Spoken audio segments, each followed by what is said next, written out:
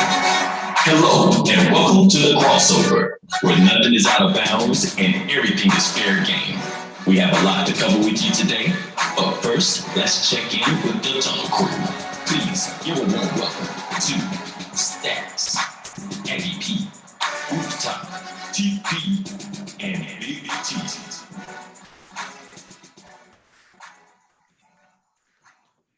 What's happening, everybody? And once again, it's time for At Home with the Crossover. I'm your man, Big T, alongside the usual cast of characters. We're talking about none other than the Queen, the First Lady, Mama, the Doctor. TP is in the house. What's going on, TP?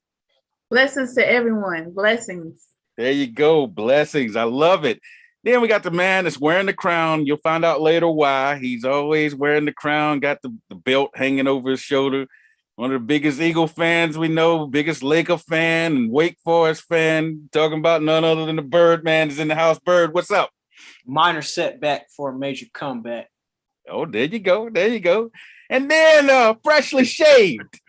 The original Aggie P is back. For those of you who hadn't been with the show as long as we've been going, Aggie P used to have the clean shaven head, and then he grew his hair out during the pandemic. Well, the original Aggie P is back, repping Aggie Nation. AP, what's going on? What's up, Big T? You had to tell the whole story, didn't you? Yeah, that's right, Aggie man. Pride is nationwide, brother. Let's do it. There you go. There you go. Looking good, man. Looking good. Thank you, brother. And then none other than Radar Charles is in the house, ready to break things down with his lucky leprechaun green shirt. Radar, what's going on, man? Narrow is the way, Big T. Narrow is the way when I learned how to be a river and not a reservoir. There you know what go. I'm talking about? You know what I mean? I love that. I love Amen. that. And listen up, everybody. Together, we're the Tunnel Crew, watching everything that happens inside and outside the tunnel, leading to the lines of competition in the world of sports. Tonight, on this edition of At Home with the Crossover, man, the Tar Heels got smacked. And we'll get into that a little bit, talk about that a little bit. You know, the Blue Devils just put it on them. But hey, Duke didn't get to enjoy that too long, because 2 days later, they went down. And the Pro Bowl is now officially a joke, everybody. You know, Winter Olympics kicked off, you know, if anybody cares. And we got a lot more to talk about on this edition of At Home with the Crossover. But first, we start with our hot topics. The hottest stories of sports may not be what everybody else is talking about, but it's the things that we, the Tunnel Crew, want to talk about. And we're kicking it off with the big game, because this is big game week. The big game kicks off on Sunday at 6:30 p.m. Eastern Standard Time on NBC.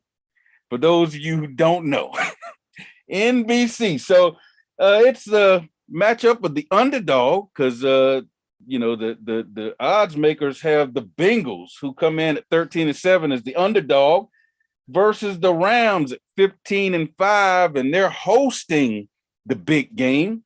Second year in a row, like we talked about, someone hosting. And you've got a matchup of two 4,000-yard quarterbacks. You got the league's leader in receptions with 145 yards, over 1,900 touchdowns, you know, over 16. I mean, it was 16. You got Odell Beckham Jr. with you know, over 500 yards in his short time with the Rams, you know. What then you got a three. Hey, you also have a 3-time Defensive Player of the Year in Aaron Donald. You got Jalen Ramsey. You got a big game MVP, Von Miller. This thing is loaded with stars.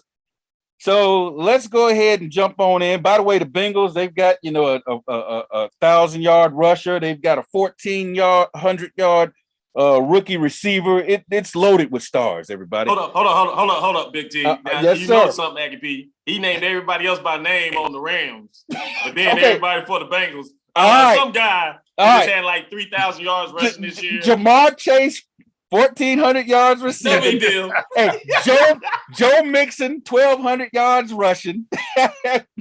And T. Higgins had over 1,000 yards. So there you go, Radar. I'm giving everybody. Come on, man. Joe that's no Burrow. small feat. Hey, Joe Burrow over 4,000 yards. So let's go ahead and jump on in it and talk about it. Tunnel Crew, your thoughts on the upcoming big game this Sunday.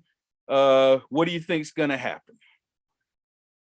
What do you think is going to happen? Well, okay. Wait. Big T, it's going to be an upset. I know everybody, all the stars are going to come out and, you know, they playing at home, the Rams, that is. And, I mean, you got, you know, Odell Beckham. You got the all-star cast, but it's something about that quarterback, Joe Burrow. I don't know. This dude got some. He's just too cool for me. Hey, he got some killer swag, don't he? Yeah, you know, he speaks softly, say what he say, and walk off. I like him. Yeah, I'm going with the Bengals. Yes. Yeah. Hey, Bird, I know you got some thoughts. Come on, give us your thoughts, man. I just want to say that I want to agree with Aggie P. It is going to be an upset. You got all those stars, all that talent, but Sean McVay, he's going to do like he did in 2018. He's going to get there and he's going to act like he don't know how to coach and don't know how to call that offense. He's going to choke like he did a couple years ago. I know he played the GOAT a couple years ago, but something about him when he get to the big stage. He can get there, but what is he going to do when he gets there? You think it's going to be another big game choke, huh, for the coach? Yeah. The TP, your thoughts? My thoughts are I'm looking forward to the commercials. Oh, that's true. Hey, yeah. but you know what? The commercials haven't been great lately, man. So they need to rebound this year. You know, they definitely need to rebound. Exactly. When the big game comes on, I'm looking forward to commercials. And of course, I'm looking forward to the game too. But I'm going to tell you, if you think about it, HBCU, everybody looks forward to the band. Therefore, I'm looking forward to the commercials. There you go. So, that's right. And you know what? I promise look forward to the band. You know, as a former athlete, you don't get to see the band. Yeah. That's why I made the drum line. Okay, that's why everybody comes to the games. Okay. All right. I'm gonna take a note on that. Thank you, TP, for that. So you just learned that, Aggie P? I just learned that, man. You learned something new today, huh? Learned something new. Radar, your thoughts, man. You know what? I think sometimes coaching doesn't affect your personnel. With some of the teams that the Bengals have faced and the Rams have faced, it's the personnel, Birdman.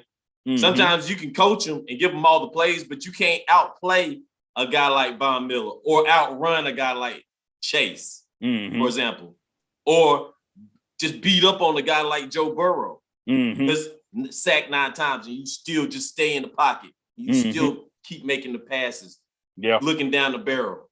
Those are things that you can't overcome. Just like if Birdman, if you had the luxury of playing Jordan, you just going home with an L. You can't say, oh, Birdman didn't play his best or Birdman don't know how to coach against Pat Riley. Not if he got Magic, Kareem, and Worthy. You get ready to get beat, sir. You going home. Sometimes you just get beat by the talent. Hey, there you go. Hey, and you guys know I love my numbers. So here's a couple of numbers I'm going to throw out there for you. Do you guys realize these teams are mirror images? They're basically mirror images. So when you look at the team stats, they're both averaging 27 points a game on offense. They're both giving up 22 points a game on defense. The Rams average 372 yards on offense a game. The Bengals 361. So they right there in the same neighborhood. When it comes to passing numbers, the Bengals are averaging the Rams are averaging 273 yards a game passing, and the Bengals are averaging 259 yards a game pass. So once again, they're right there in the same neighborhood. Rushing yards a game, the Rams are averaging 99, the Bengals are averaging 102. So 3 yards different. Wow. You know, I mean, so, and then when it comes to the defense, Rams defense is giving up 345 yards a game. The Bengals defense is giving up 350 yards a game. So only a 5-yard difference, you know? So, I mean, really, when you look at these numbers, you're talking about two teams that are basically mirror images. I mean, I didn't realize they were that close in all those numbers until I looked it up. I was like, wow. You're looking at they looking at each other and seeing the same team, basically. And Big T, just like the top 3 picks for the Tunnel Crew. You got three kings. Yeah. 15, 15 and 9. So I don't know why Birdman got that crown on. He needs to share the crown, right, y'all? They need to share the crown. He shared the spot. Come on now. Let me get the belt, something. Mail it to me. So hey, it's pretty incredible when you look at those numbers. And going back to the defense real quick, the Rams are averaging giving up 241 yards a game passing, the Bengals 248. So it's only a 7-yard difference there. And they're both averaging giving up 103 yards a game rushing. Can y'all believe that? I mean, it really, it's almost like you could just swap the uniforms and keep the players and it would be the same team, So maybe Big T home field advantage. That might be the Rams' edge here. I mean, if they're that close, wow.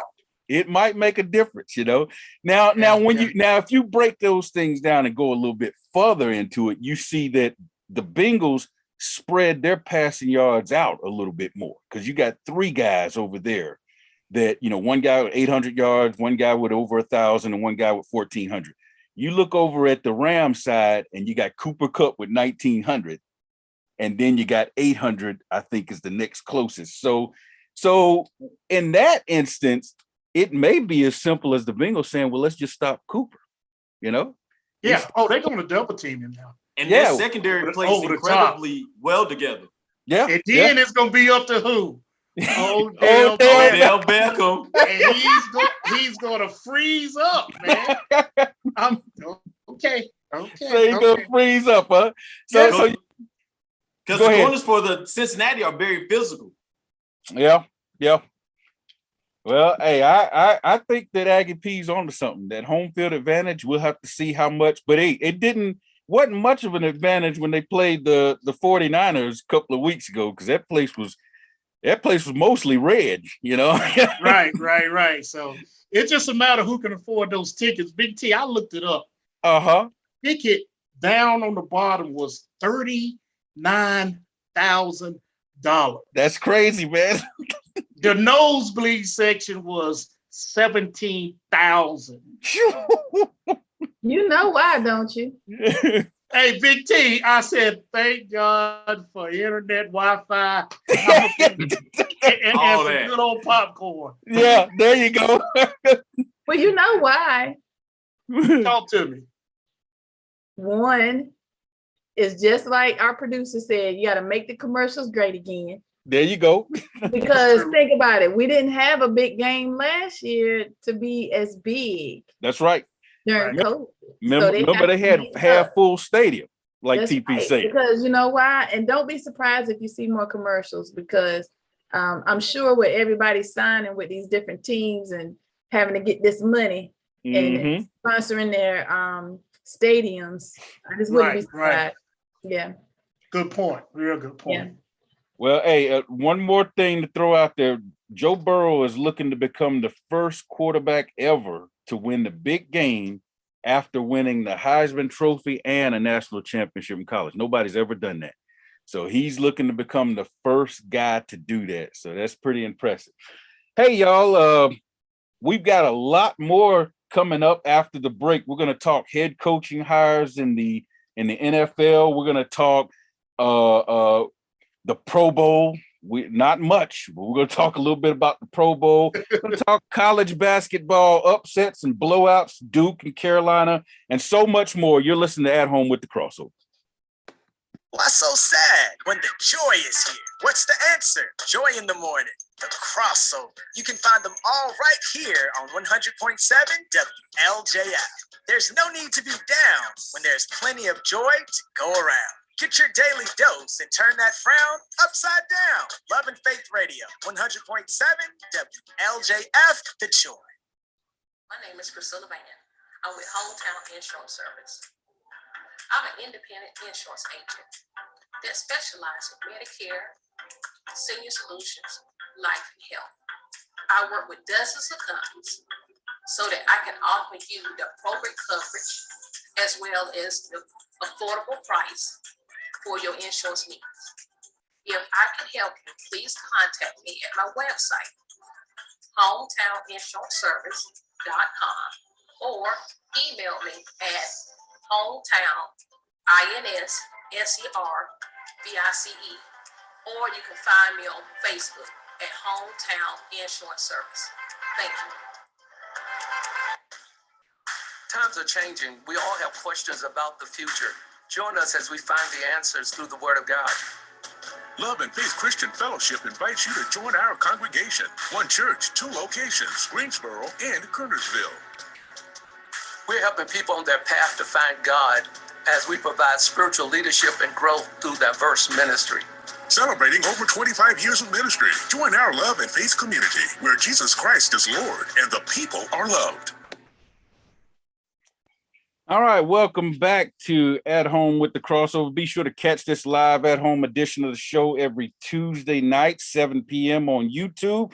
You can tune in to see Birdman wear his crown when he wins, and Radar with his sunglasses on, and the Queen in her mansion, and Aggie P with his head shaved. You can see all of this. Oh, and me wearing different hats every week. So tune in every Tuesday night, 7 p.m. live on YouTube. Go to the Love and Faith Radio YouTube channel and tell all your friends about it. Be sure to like, share, subscribe, and check us out every Tuesday night, 7 p.m. live on YouTube. Then on Thursday nights, catch the audio version of the original Crossover Sports Show at 7 p.m. You can find that online at WLJFradio.com. You can also download the WLJF app, which is available on Google Play and in the iTunes Store. All right. We've got this is Black History Month. So we've got something we're going to toss out to the listeners. And what we want you to do is give us your answer via social media, your comments on YouTube, and let us know what you think the answer is. There's no prize for this. We just want to test your Black history knowledge. So since it's big game week, we're focusing this Black history question of the day on the NFL. And question is this: who is the first Black quarterback and first Black head coach in the history of the National Football League? Now, this is a little bit of a trick question because it's the same person. And when they accomplished these things, it wasn't called the NFL. So I'm giving away a little bit to help you out there. So give us your comments and questions, and we'll find out who got the right answer. TP. All I'm gonna say is I see everybody cheating, looking at electronics. So, I see everybody cheating to get the answer. Small Wonder said, Big T, major upset with the Virginia versus Duke game. Lord have mercy, the Tar Heels. What in the world?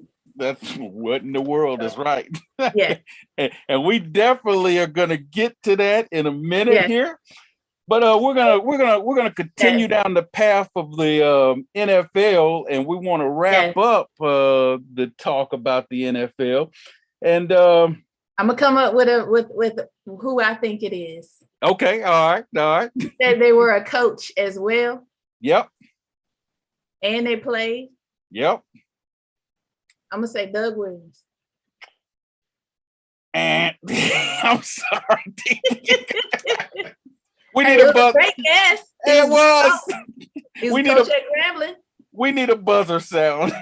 We need a buzzer. Big. Okay. Who's next? So hey, everybody out there, all the listeners, you still can answer because TP didn't get it right.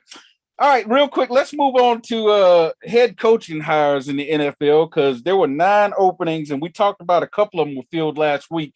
Well, there were a few more filled over the weekend, including my Dolphins. They signed Mike McDaniel, who was the 49ers offensive coordinator, 38 years old, young guy. So he said he's going to come in and develop the offense around Tua and try to get things heading in the right direction there.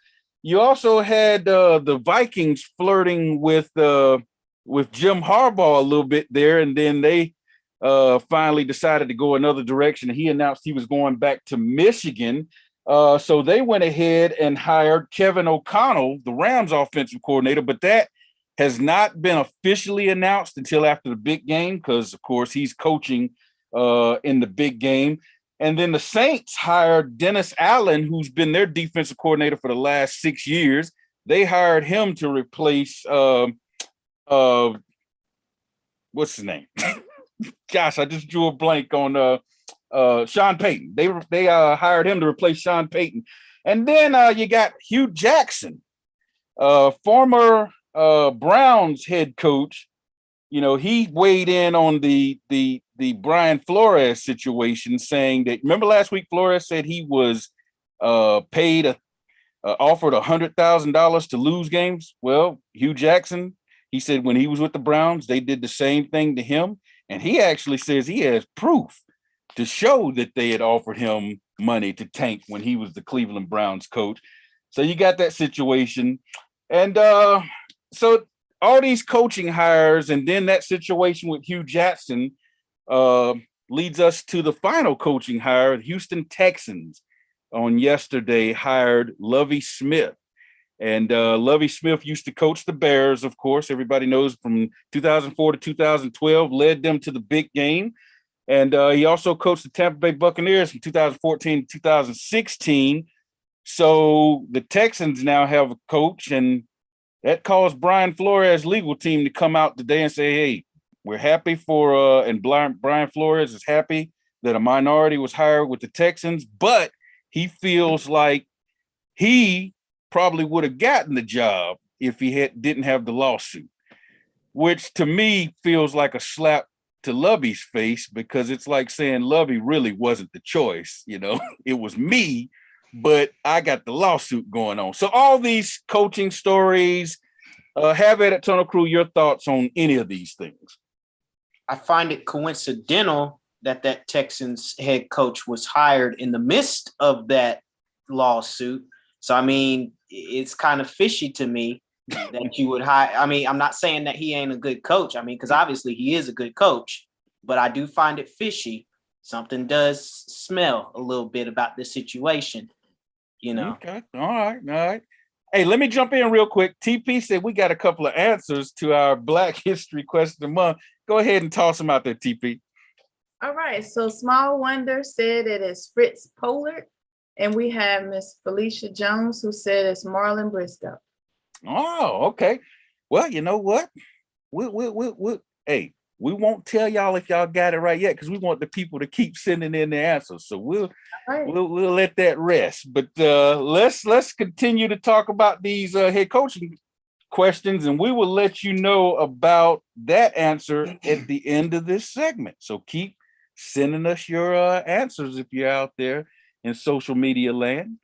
All right. So what do y'all think about the like we said, these coaching situations going on in the National Football League?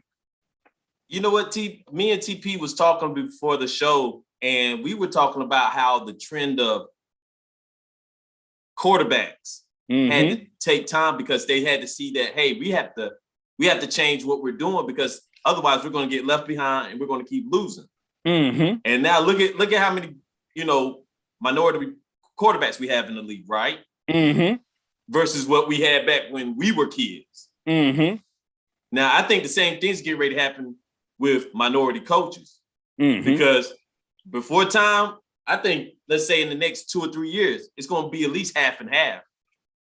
Think so? I think so.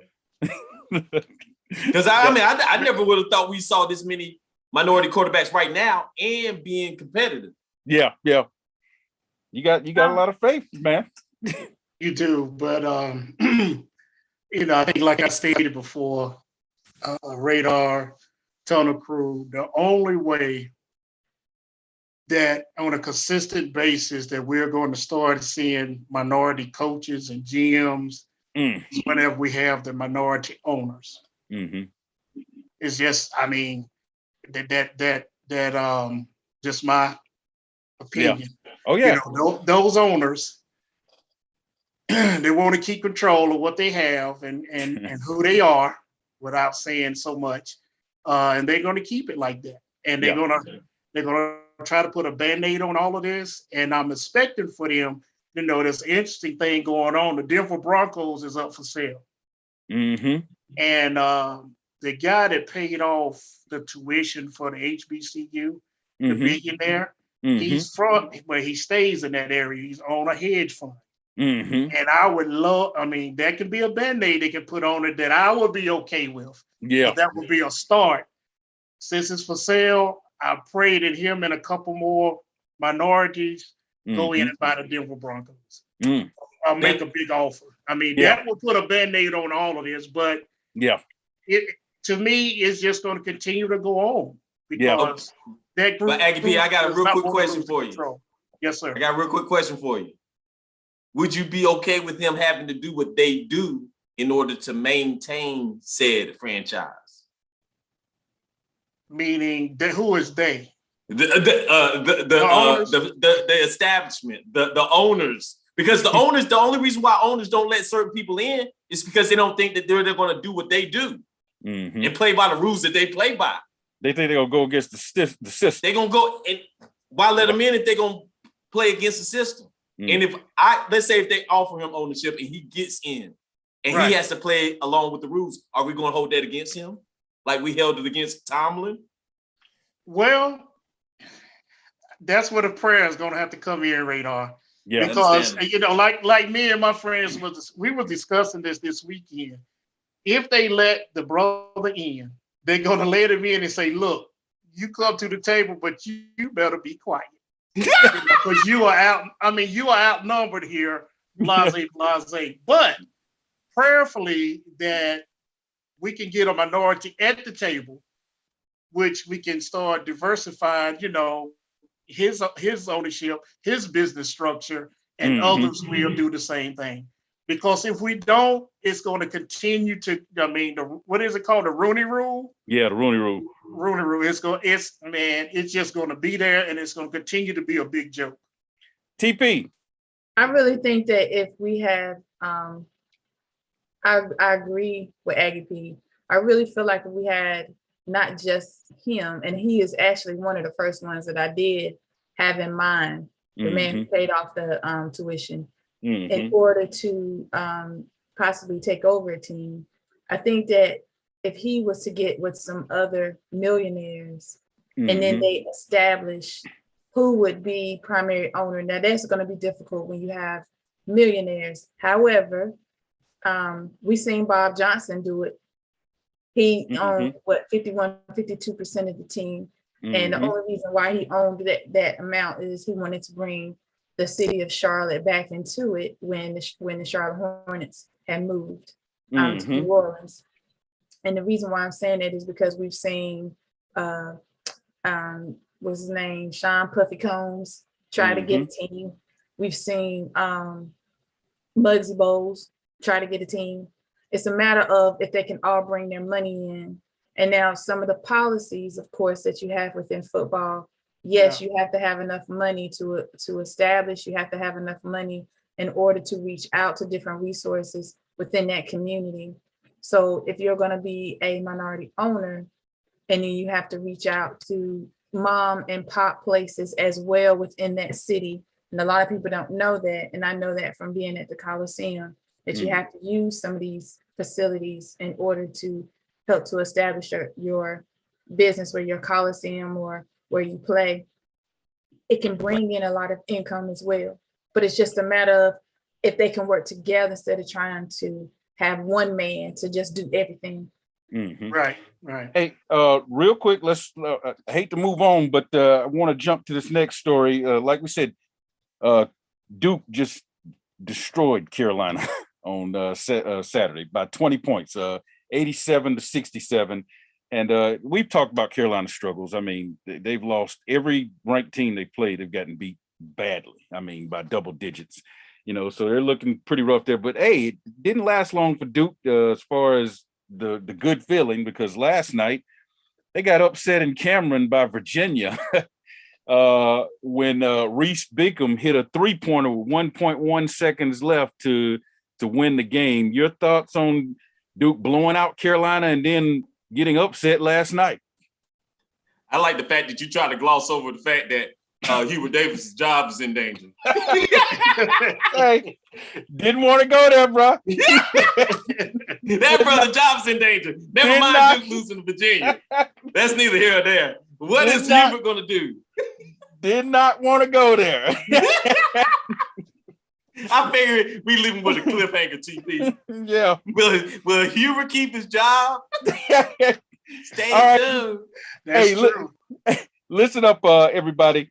You can catch this live at home edition of the show every Tuesday night, 7 p.m. live on YouTube. Go to the Love and Faith Radio YouTube channel. Be sure to like, share, and subscribe. Tell all your friends about it. Then on Thursday night, you can catch the audio version of the original crossover sports show, and you can find that online at WLJFradio.com. For all of those who were answering the Black History question of the day, Miss Small Wonder, you were right. The answer is Fritz Pollard, Mr. Fritz Pollard. So thank y'all for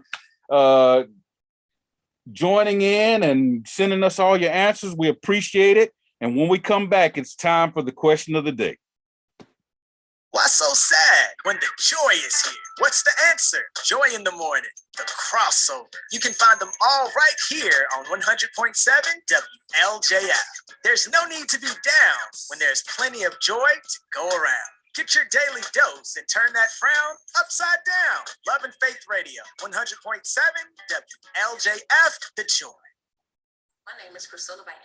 I'm with Hometown Insurance Service. I'm an independent insurance agent that specializes in Medicare, senior solutions, life and health. I work with dozens of companies so that I can offer you the appropriate coverage as well as the affordable price for your insurance needs. If I can help you, please contact me at my website, hometowninsuranceservice.com, or email me at hometown.inservice, or you can find me on Facebook at Hometown Insurance Service. Thank you. Times are changing. We all have questions about the future. Join us as we find the answers through the Word of God. Love and Faith Christian Fellowship invites you to join our congregation. One church, 2 locations, Greensboro and Kernersville. We're helping people on their path to find God as we provide spiritual leadership and growth through diverse ministry.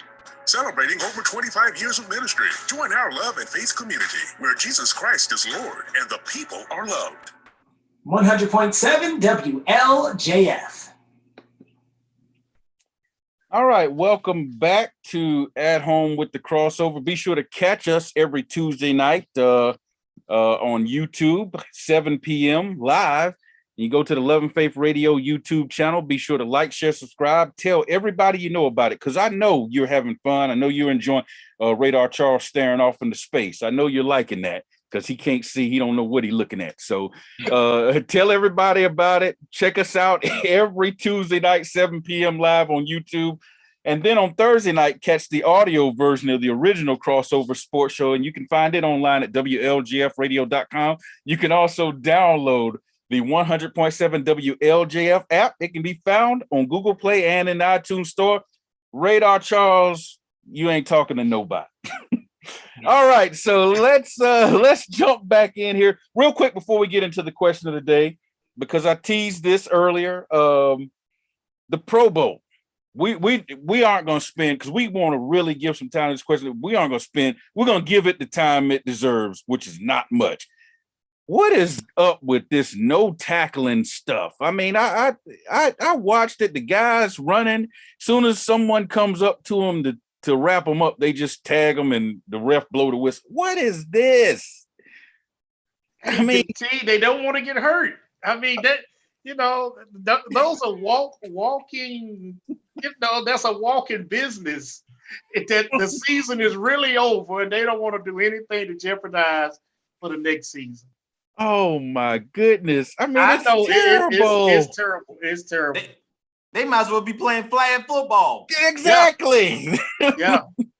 Hey, and why would you throw on the helmet and the pads, when you're not doing anything? I mean, Bird, your thoughts on it, man, because I know you got some thoughts on it. Well, I agree with Aggie P. Like it's a business. NFL is a business. It's an investment, and each of them are a walking investment. They don't want to hurt up their bodies before the new season. Yeah. TP. I say it's a weak game if you're gonna do all that. So, in my opinion, Speak on it, TP. I mean, seriously, I'm like, what? But you know what? The reason they continue to play it, because they said it still, as far as the ratings, outdraws like playoff games for other sports, like baseball, hockey, and stuff. It has bigger numbers than playoff games. So, I mean, hey, of course, the league is going to continue to put it on. And then, speaking of drawing more viewers, anybody keeping up with the Winter Olympics? I know we're trying to get gold. I saw that. I mean, there was a figure skater who I think he broke some kind of record or something, but he still didn't get gold. I wasn't understanding it. You're like, how does that happen? Right. So yeah, I mean, I catch a couple highlights here and there, So I know the biggest thing right now is that a lot of athletes who did not have COVID or who previously had COVID have now been coming over. And when they do that, I don't want to quote this wrong. I want to say PRV test or something like that. Mm-hmm. And they had it in their system even from 3 months ago. They're testing positive because it's the antibodies and stuff are still in their system. So now they're making them isolate. That's a lot to do in 4 years just to come over. And for the US to say, hey, I don't have it, or certain countries then come over and then they say, no, you can't even be around them. Yeah. Right. Yeah. It's a lot of wasted money just to come over and find out. It is. All right. Well, let's jump into our question of the day because it's very important, something we want to talk about. Like we've been mentioning, this is Black History Month, and we want to celebrate the accomplishments of Black Americans and Blacks in sports and things like that over the years. And tonight we're going to focus on the big game, accomplishments by Blacks in the big game, first time accomplishments and achievements, things like Franco Harris, becoming the first Black player to win the MVP of the big game, back in 1975. Doug Williams, everybody knows Doug Williams' story. Doug, went out there in 87 and went out there in the big game and got injured in the first quarter. Everybody thought he wasn't going to be able to finish the game, and then came out in the second quarter and threw 4 beautiful touchdown bombs and just blew the doors off of Denver. And he became the first Black quarterback to not only play in the big game, but to win the big game and to win the big game MVP. So he got the trifecta there. And then back in the 2006 season, which concluded in 2007 at the big game, you had Lovie Smith for the Bears and Tony Dungy for the Colts, becoming the first Black head coaches to lead their teams to the big game. So we knew before the kickoff that we were guaranteed to have the first Black head coach to hoist the trophy. We knew that was going to happen because you had Black head coaches facing off against each other, but that was a huge accomplishment. I remember watching that game, thinking how special it was. And then your Giants, Aggie P, back in the 2008 season when they pulled off the upset against TB12 and the Patriots, Jerry Reese, became the first Black general manager to lead his team to a big game championship. Look at that diversity. Yeah, I mean, think about that, y'all. I mean, there's a lot has happened, in a short time in the NFL. And so my question to all of the Tunnel Crew is, which of these historical accomplishments has resonated the most with you, the Tunnel Crew members? And I'm just going to toss it out there. And, whether you were, watching the game and it just meant so much to you, or whether it's been years later and you see the impact and you think, man, that was big. You know, what's resonated the most with the Tunnel Crew out of those accomplishments? Well, for me, Big T, I started off. Doug Williams. Yeah. Yeah, you know, because, you know, growing up, you know, my father always tell me, no matter what, pull for the black quarterback. I mean, that's what he used to tell me. You know, he said, son, I don't care who's playing. James Harris, Warren Moon, pull for the black quarterback. Yeah. You know, it was good, especially, you know, coming from HBCU. Mm-hmm. And there, you know, he got hurt and came in and he lit it up. I mean, that was very big. Yeah. You know, and watching something like that, you know, being a younger person at the time, hey, the sky's the limit for me. I mean, if he can go out and do that, you know, hey, let's go on and do bigger and better things. So yeah, so that kind of resonated with me, Big T. There just to see the first black quarterback, you know, to win the Super Bowl. And did it, you know, did it in a spectacular fashion. I mean, he went out there and just, I mean, put up 35 points in a quarter, y'all. You know, I mean, it was just ridiculous. Who wants to tackle it next? I will go. And this is for Aggie P. I think this will resonate with him. You know, in the word, how things take time. Certain things play out over time. You remember when Tony Dungy was down in Tampa? Team was built, ready to go, win now. Yeah. And he got shipped out. Yep. They was like, Tony, that was whack. But then he had a better opportunity when he got to Indiana. Better quarterback, better opportunity, more of a legacy. And he got to go toe-to-toe with another black man in the big game. That was big for me because I was like, I thought Tony had lost out, but Tony really came up because he waited on God to create that right situation for everybody to be like, oh man, these two, and it was a great game, competition. And to me, it resonated with the fact that sometimes you have to wait for great things to take place. Yeah. And it doesn't always look like it's going to take place, but usually when you got that conflict and it's like that, and that GM in New York putting together that defense to take out Tom Brady twice. Yeah. Right. Yeah. Right. Pretty incredible. He behind the scenes.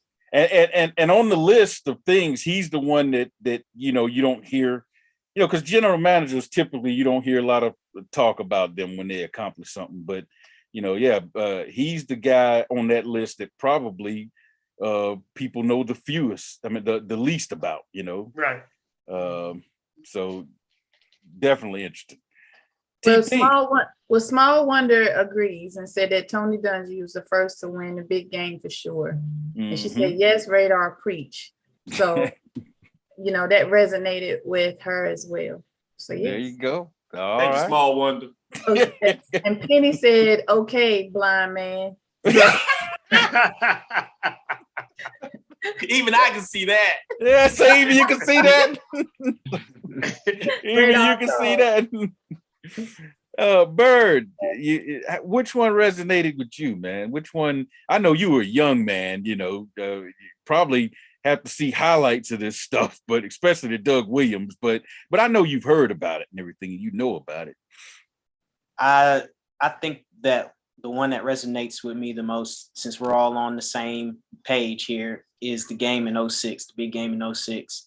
Have the two African-American head coaches living, breathing, and fighting for what they believe in on the grandest stage of them all. Yeah. And then to have everybody just around that time, just like in awe, like it couldn't have been done. It couldn't have been possible. Yeah. And it was supposed to be possible in the eyes of certain people, but they did it. And in the end, a black coach was holding up the Lombardi Trophy. Yeah. And they kept it classy, but competitive. Yeah. Yeah. It didn't get messy in social media and all that either, Birdman. Do you remember that? Yeah. You didn't hear a lot of negativity swirling around that game. You know, I mean, there seemed like there wasn't a lot of negativity. so the question of the day, once again, like we said, is which historical accomplishment resonated the most with the Tunnel Crew? You know, out of these that we mentioned, you know, and like we said, we mentioned Doug Williams becoming the first Black quarterback to not only start the big game, but to win the big game and win a big game MVP. So he got the trifecta, like we said. And then, of course, what Bird just mentioned, you know, head coach Lovie Smith, who just got hired with the Texans, led the Bears to the big game to face off against Tony Dungy and the Colts in the big game. And it's the first time ever that a Black head coach had led his team to the big game. And not only did we have one Black head coach, and we had two. So we knew at the end of the night, there was going to be a guaranteed first. There was going to be history made because there was going to be a Black head coach winning the championship. And one quick other thing, you remember he lost his son that year too. Remember his son? Yeah, lost his son. I'm glad Talk you about mentioned that. Adversity. Yes, I'm glad you mentioned that. Yeah, because that was big. You know, I was actually gonna say that too, that he lost his son. Yeah. As far as a pick for me, y'all have all mentioned ones that I really like and enjoy. Mm-hmm. I'm gonna just go left because really Doug Williams and Tony Dungy were my two. But I'm gonna just go left and just say the fact that they even hired a Black coach. The fact that they even have, you know, hired one. We know this is good old boy system. We know that it can be a system that's really about mostly men, appeal to men, and really only in the last few years has it really appealed more so to women. And I say that meaning that you know, they didn't really have apparel for women and until recently. You know, women most of the time had to wear men's jerseys, but now they have some that's mostly fitting women. And now they're looking at, okay, how are these players and everything, you know, coming towards women? So I would like to think there's a way of going into a different direction as far as diversity, not just for African Americans, but the fact that they hired someone is an achievement. Of course, we would all like to see it evolve.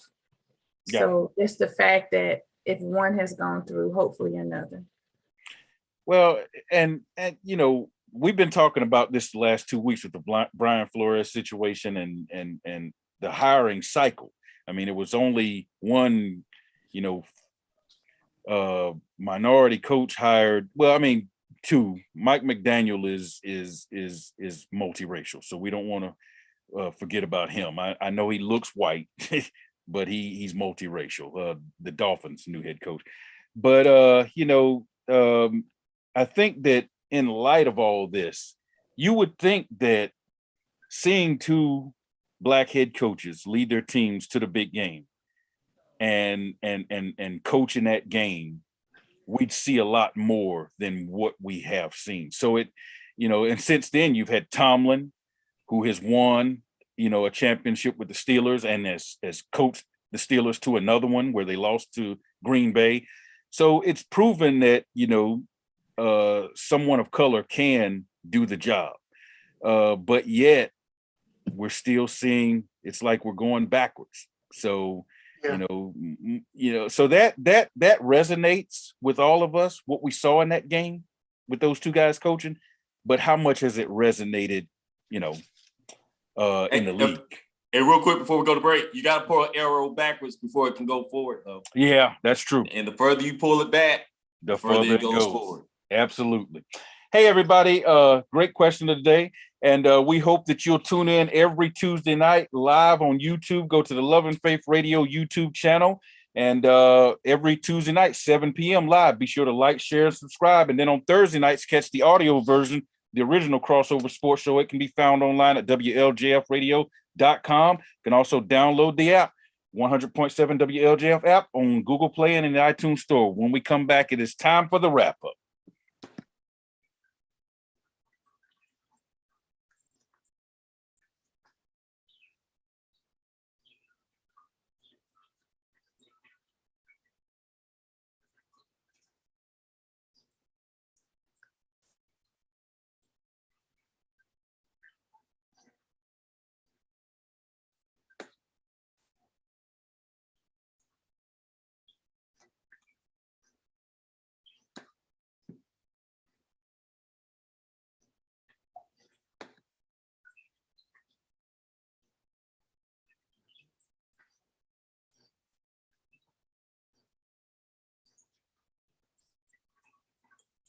It's time now for the crossover wrap-up report. Let's send it back to the tunnel crew.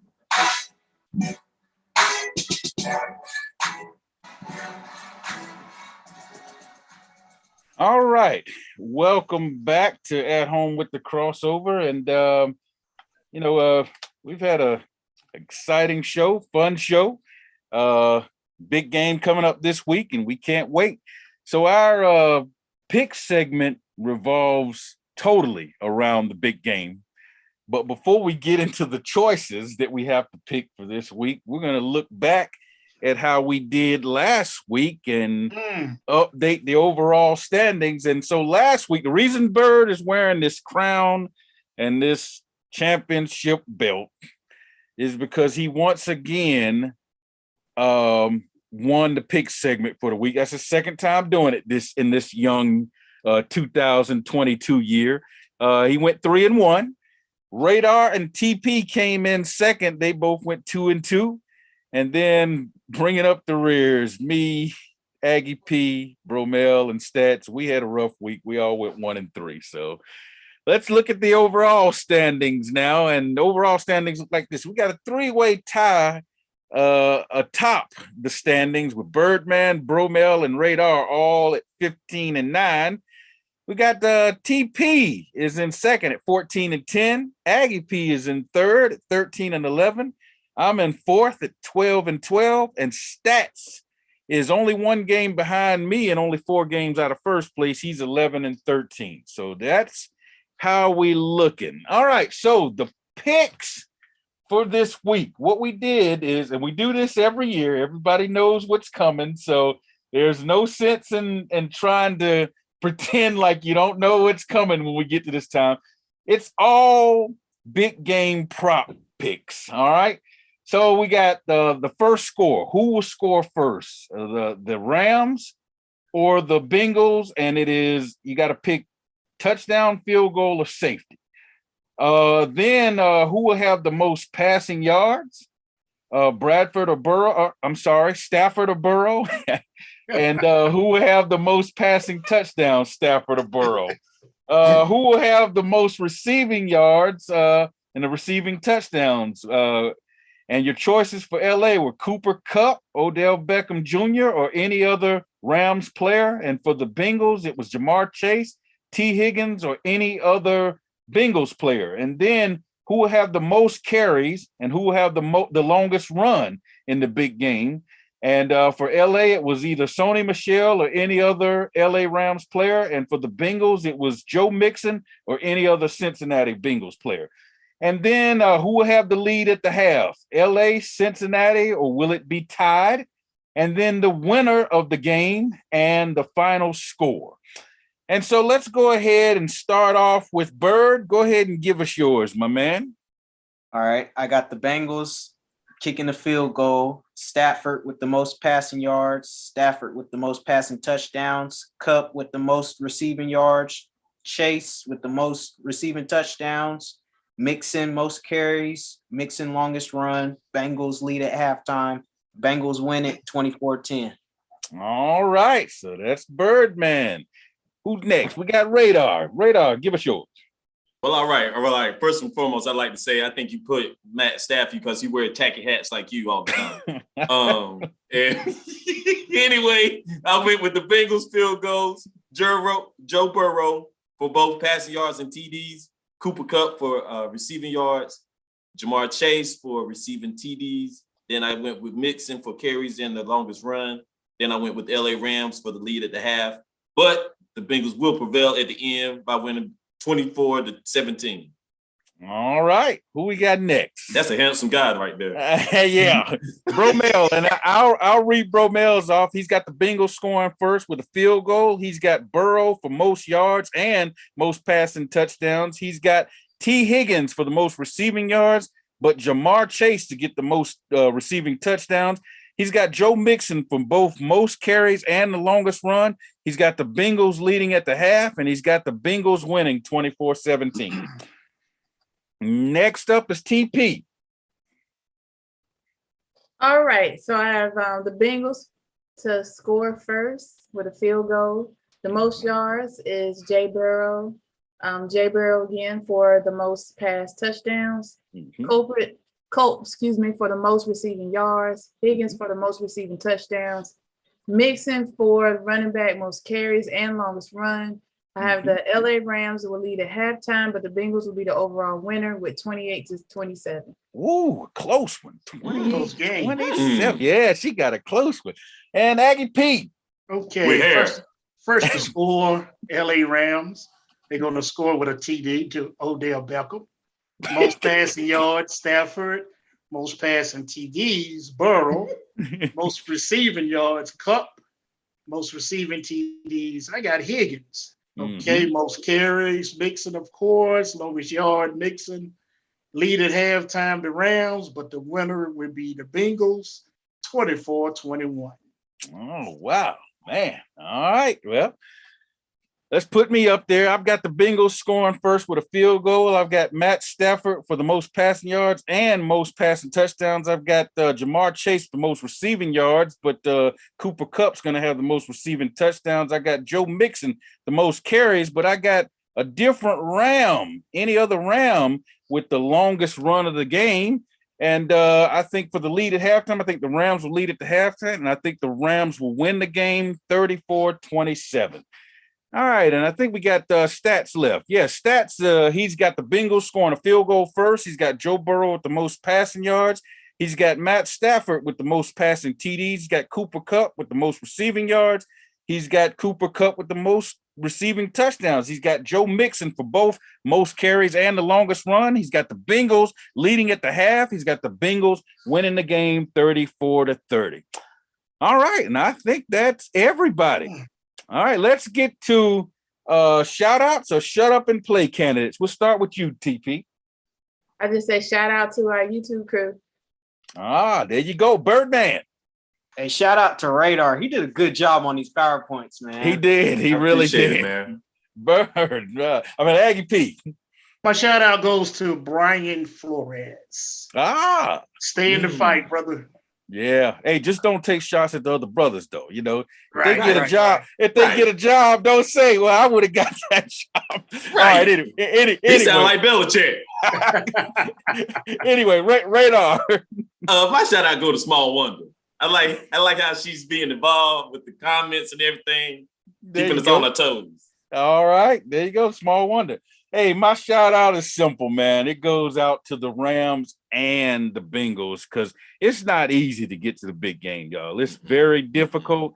And if you can accomplish that, you deserve a shout out. So win or lose the game, I'm giving them a shout out for just getting there. Congratulations, guys. All right, y'all. Hey, great show, you know. And real quick, back to Fritz Pollard. Fritz Pollard, he played in the APFA, which is the American Professional Football Association. It changed to the NFL in 1922.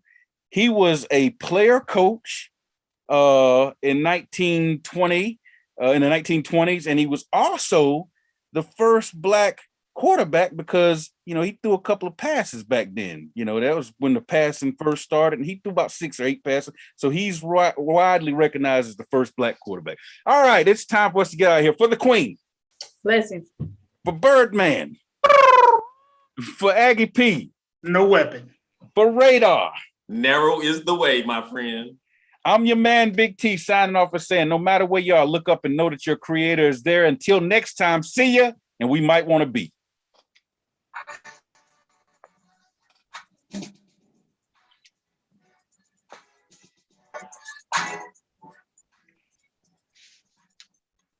That's all we have for you today. So be sure to join us next week for the crossover. And remember, the Tunnel Crew don't play unless we have something to say.